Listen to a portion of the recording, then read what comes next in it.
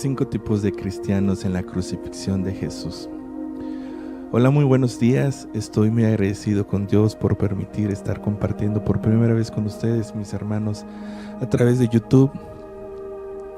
En la actualidad, desde hace ya muchos años, la Semana Santa se ha relacionado con vacaciones, con ocio y viajes.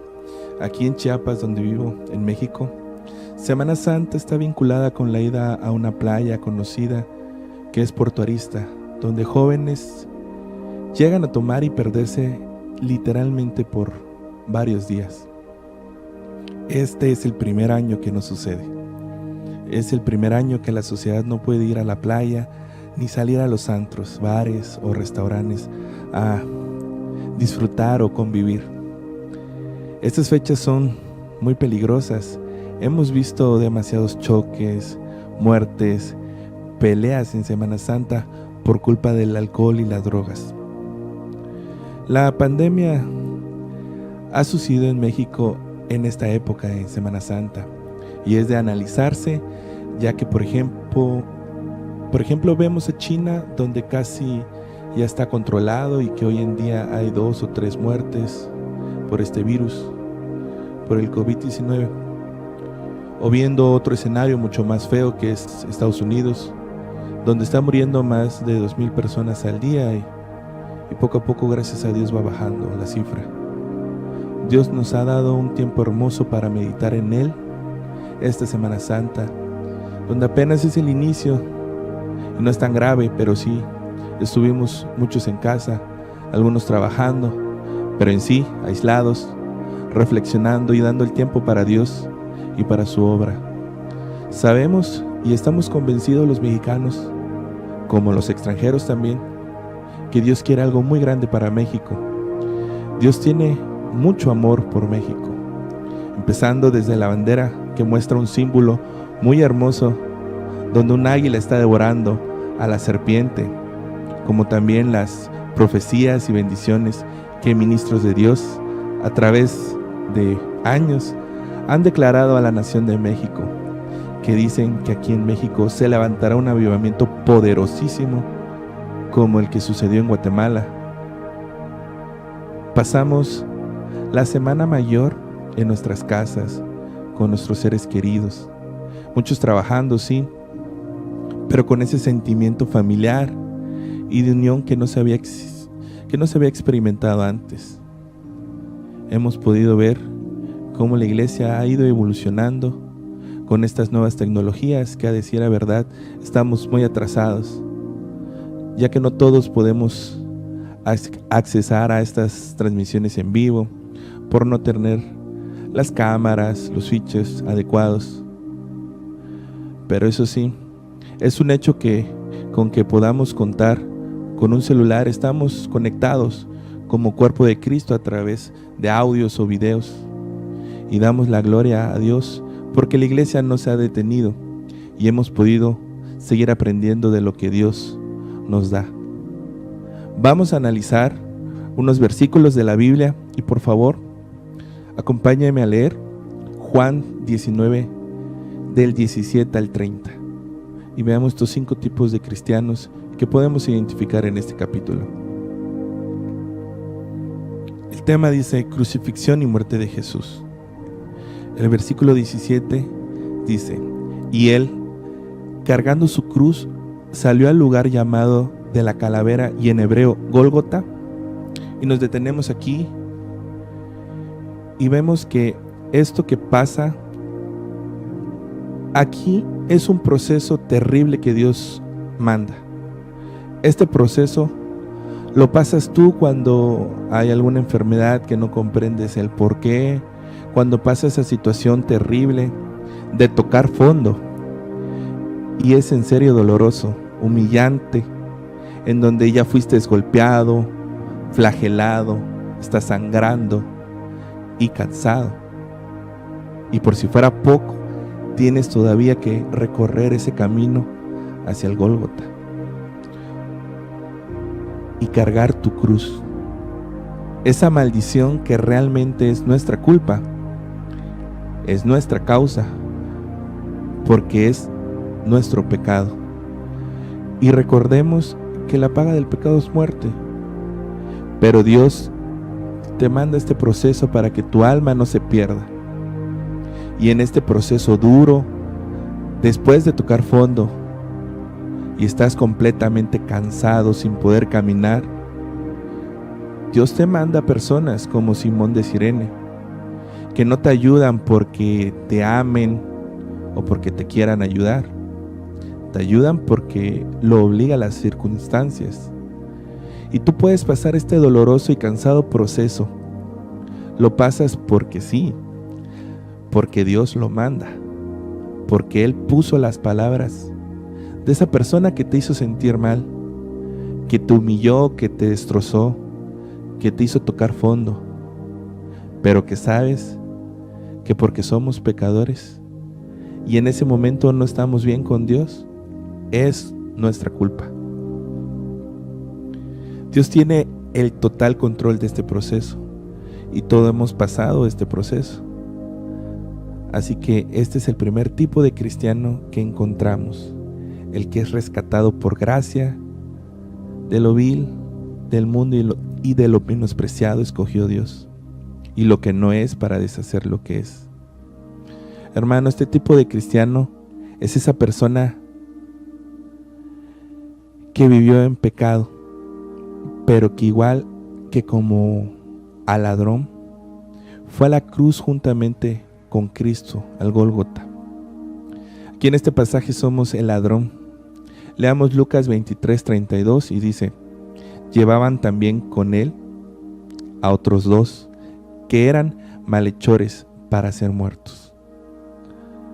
Íbamos juntamente con Cristo Jesús. Y aquí, hermanos, identificamos a otro personaje que no quiso nada de Dios. Esta persona estuvo en las mismas circunstancias que el otro ladrón, que fue salvo por gracia. Pero este segundo ladrón no creyó y se perdió la oportunidad de estar ese mismo día con el Hijo de Dios. Hermano, si este mensaje llega a esa persona que le dice: hoy no gracias a Dios, es este el momento de reaccionar y saber que todo el mundo estamos en pecado. Estamos en esa cruz, en esa maldición.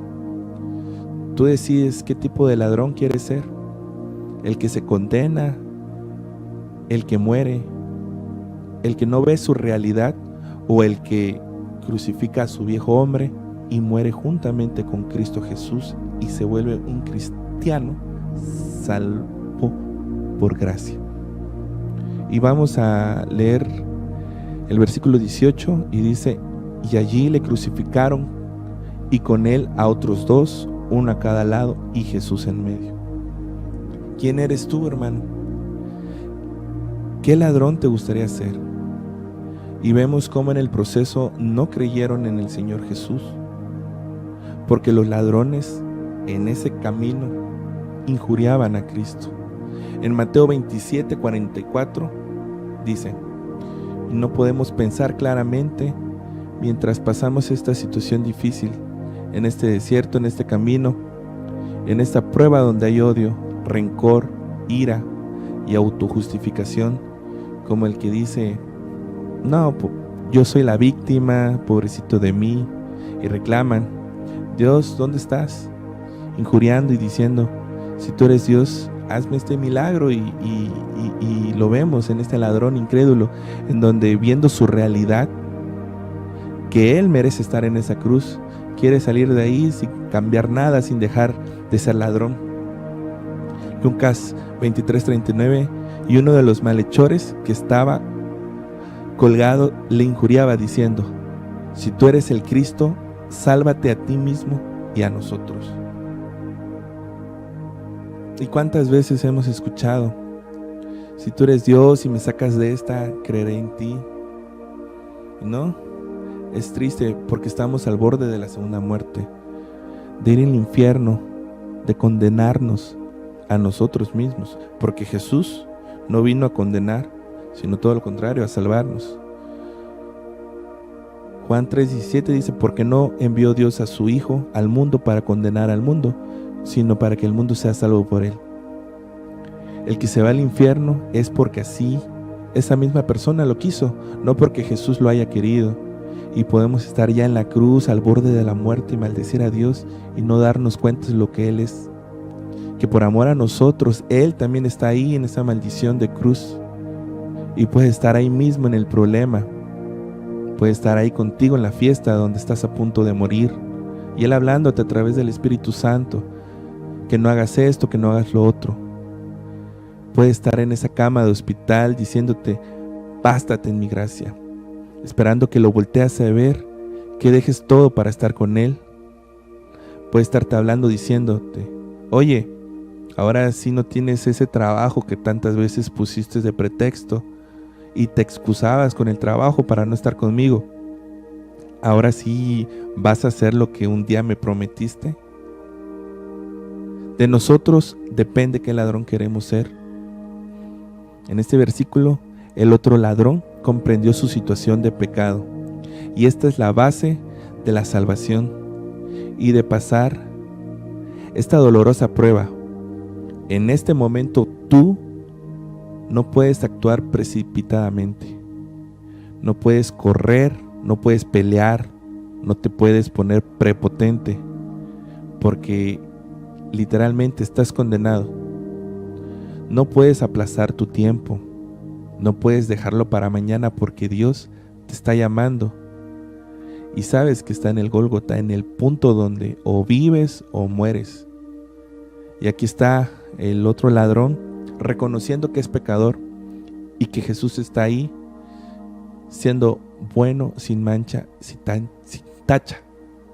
Y Lucas 23, 41 y 42 dice, y dijo a Jesús, acuérdate de mí cuando vengas en tu reino. Entonces Jesús le dijo, de cierto te digo que hoy estarás conmigo en el paraíso. Ahora el ladrón es salvo. Él reconoció que Él es el Salvador que vendrá, porque así está escrito. Nosotros podemos salir vencedores de esa cruz si hacemos lo que el apóstol Pablo dijo en Gálatas 2:20, con Cristo estoy juntamente crucificado. Y ya no vivo yo, mas Cristo vive en mí. Y lo que ahora vivo en la carne, lo vivo en la fe del Hijo de Dios, el cual me amó y se entregó a sí mismo por mí. Ya no vivo yo. Y este principio debemos de tomarlo para poder bajar de esa cruz y predicar y ser nuevas criaturas, evangelizar, estar en los negocios del Padre Santo, que son las almas. Y tienen que ver a Cristo en ti, porque el viejo hombre queda muerto en esa cruz. Por eso ese tipo de cristiano que es salvo por gracia está tan enamorado de Cristo, está en su primer amor, y todo es Dios. Es lo único que queda después de esta experiencia traumática y dolorosa. Lo único que queda es predicar a Cristo y su inmenso amor. Y seguimos en el versículo 19. Escribió también Pilato un título que puso sobre la cruz, el cual decía, Jesús Nazareno, Rey de los Judíos. Y muchos de los judíos leyeron este título porque el lugar donde Jesús fue crucificado estaba cerca de la ciudad, y el título estaba escrito en hebreo, en griego y en latín. Dijeron a Pilato los principales sacerdotes de los judíos, no escribas Rey de los Judíos, sino que él dijo, soy Rey de los Judíos. Respondió Pilato, lo que he escrito, he escrito. Y aquí, hermanos, encontramos otro tipo de cristianos, y es el fariseo. Son ministros que llevan años escudriñando la ley, la Biblia, llevan una vida buena, optan por hacer la ley y agradar a Dios. No salen de la iglesia. Algunos son ministros, pero no reconocen lo que es la gracia. No reconocen el momento clave, ese donde Jesús y el Espíritu Santo obra en gracia. Ellos quieren ver milagros, prosperidad, abundancia, guerras ganadas, un rey victorioso. Pero cuando ven un acto que no comprenden, se olvidan de los milagros. esos que el mismo Jesús había hecho y que hace, y que ellos lo han visto una y otra vez. Este tipo de cristianos no son malos, simplemente ellos piensan que pueden juzgar. Y recordemos que el Padre le ha dado esa autoridad única y exclusivamente a Jesús. Hermanos, tengamos un corazón como el de Dios, como el de Jesús, para no quedarnos estancados como este tipo de cristianos fariseos, y podamos ir creciendo y madurando en Cristo Jesús. El versículo 23: cuando los soldados hubieron crucificado a Jesús, tomaron sus vestidos e hicieron 4 partes, una para cada soldado. Tomaron también su túnica, la cual era sin costura, un solo tejido, de arriba abajo. Entonces dijeron entre sí: no la partamos, sino echemos suerte sobre ella, a ver de quién será. Esto fue para que se cumpliese la escritura que dice: repartieron entre sí mis vestidos, y sobre mi ropa echaron suertes. Y así lo hicieron los soldados. Y hermanos, aquí vemos a otro tipo de cristianos. Estos romanos son el pueblo adquirido, un pueblo nuevo, hijos adoptados, el otro rebaño, los gentiles.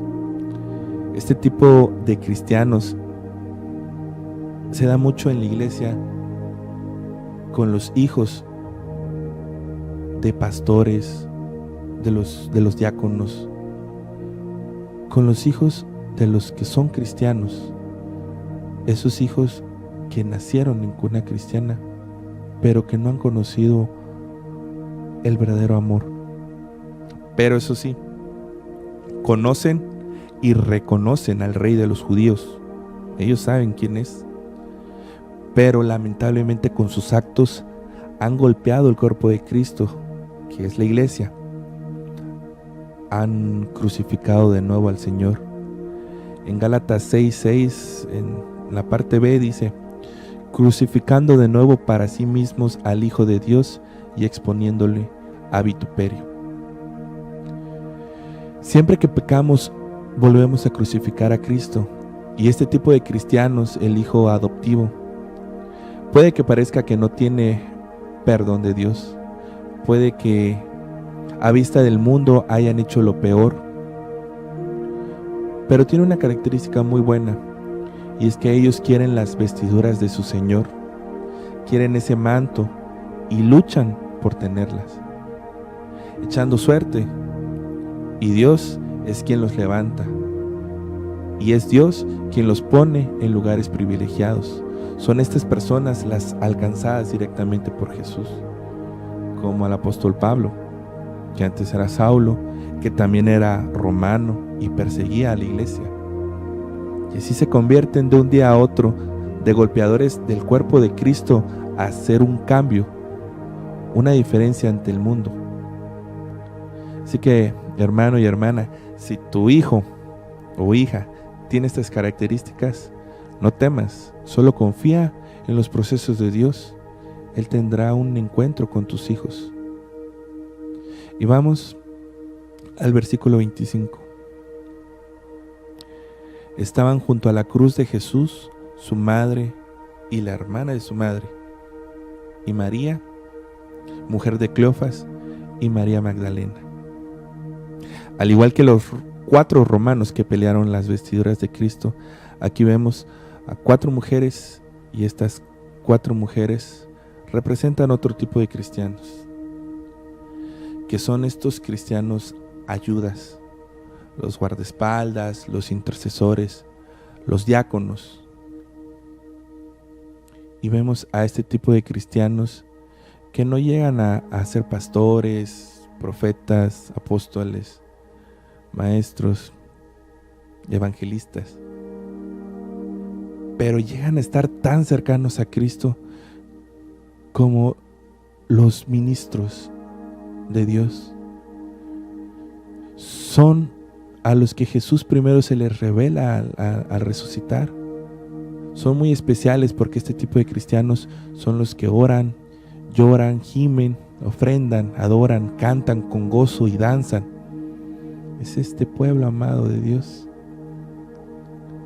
Y seguimos en el versículo 26 y dice: cuando vio Jesús a su madre y al discípulo a quien él amaba, que estaba presente, dijo a su madre: mujer, he ahí tu hijo.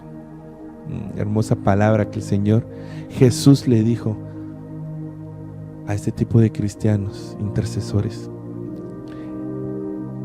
Esta analogía ha sido malinterpretada por muchos católicos, ya que toman a María como una intercesora, alguien que está por encima de todos los humanos.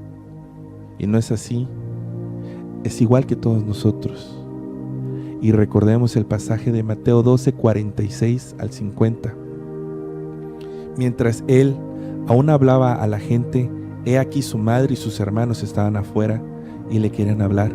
Y le dijo uno: he aquí tu madre y tus hermanos están afuera y te quieren hablar.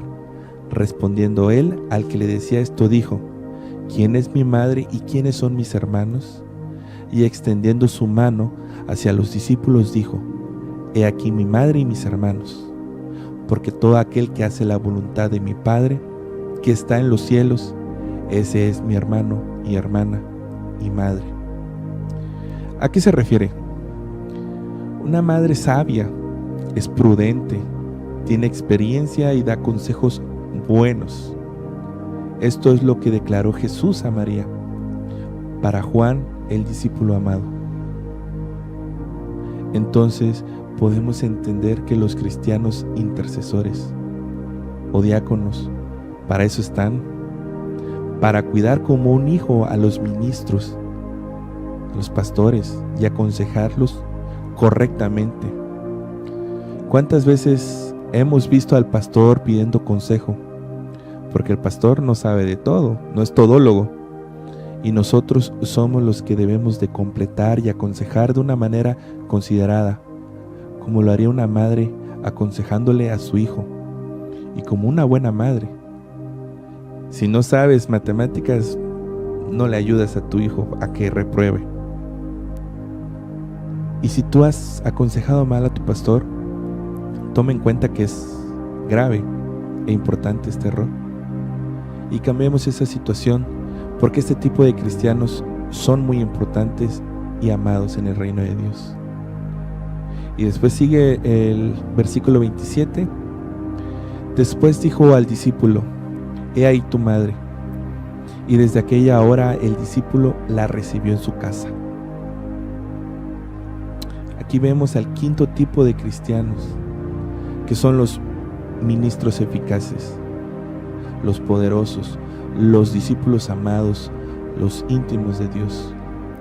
Y estos cristianos, al igual que Juan recibió en su casa a María, los pastores reciben las ovejas del Señor y tienen una gran responsabilidad, porque Cristo ha encomendado que sean pastores, porque Él es el gran pastor. A estos ministros eficaces Dios le pedirá rendición de cuentas de todo lo que enseñan, de todo lo que dicen, de todo lo que hagan, de todo el dinero.